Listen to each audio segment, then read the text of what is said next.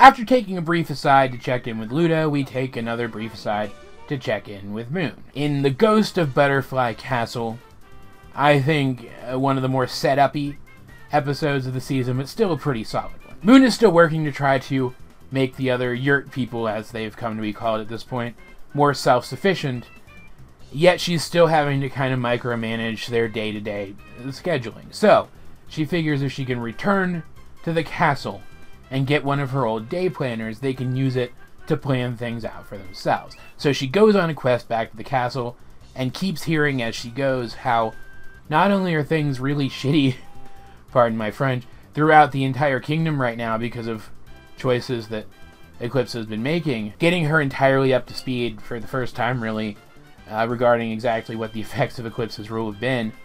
She also starts to hear stories about the Ghost of Butterfly Castle, a spirit which has been running people off whenever they try to go in there, because of course people will be trying to go in there. It's a castle and there's a whole bunch of homeless people everywhere. Moon, though, isn't particularly worried about any of this.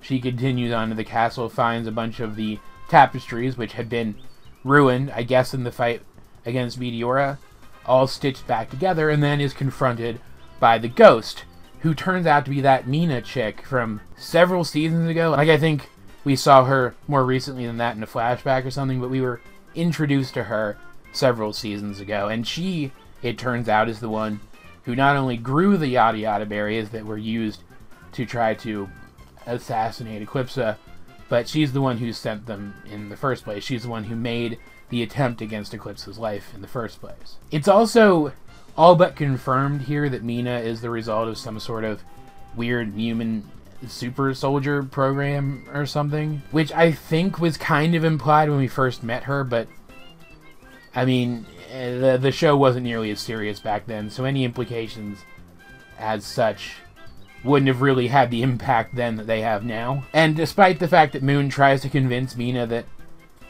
she probably shouldn't start a war with Eclipsa, Mina doesn't really care. She swears to defeat Eclipsa and effectively return the kingdom back to what it once was. Mina is another character stuck in the past, unable to move towards a better future, but at the same time I can't entirely blame her for that mindset, because as we've already discussed in recent reviews, this isn't the best way to make that better future. Eclipsa is making mistakes, and I do think that something should be done to change that.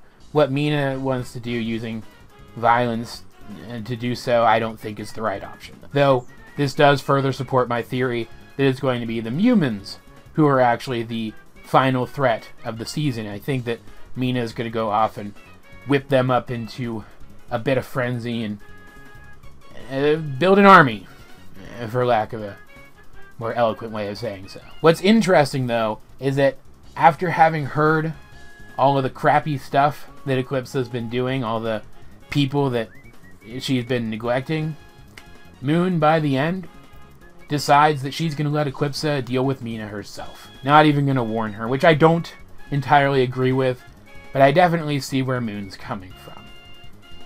Overall, I think this entire episode, like every main or even prominent character in this episode, I understand their reasoning, I just don't like how they go about their actions based upon that reasoning. It's super interesting. Everybody here feels kind of flawed. I like that. I think the writing is solid, and I think if a character is flawed in such a way that you can understand why they have that flaw, that's a good thing, writing-wise. This episode, though, was all set up, really. It's very obviously laying the groundwork for stuff that's going to come later, and therefore it had a bit of the Iron Man 2 syndrome. It didn't feel so much like its own episode as it did just a crossroads for themes and ideas that are going to eventually make their way into other episodes down the line. Still, this episode had a neat, spooky air to it. The dialogue between Moon and Mina was pretty interesting, and it was nice getting to see other areas throughout the kingdom and the state that they're in. Not a bad episode, just, I think, one of the more average episodes for this season, rather than one that really stands out. As per usual, though, I'd like to know, what do you think of this episode of Star vs. the Force of Evil? If you have seen it, let's get a discussion going in the comment section down below or over my Discord, link in the description. And if you have the time, I'd like to ask you to take the time to go and check out my Patreon.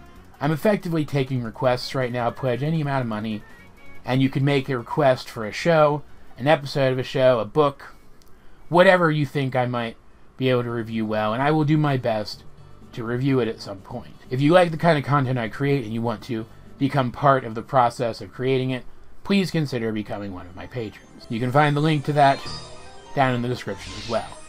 Either way, though, this has been AJ22, and I will talk to you guys later.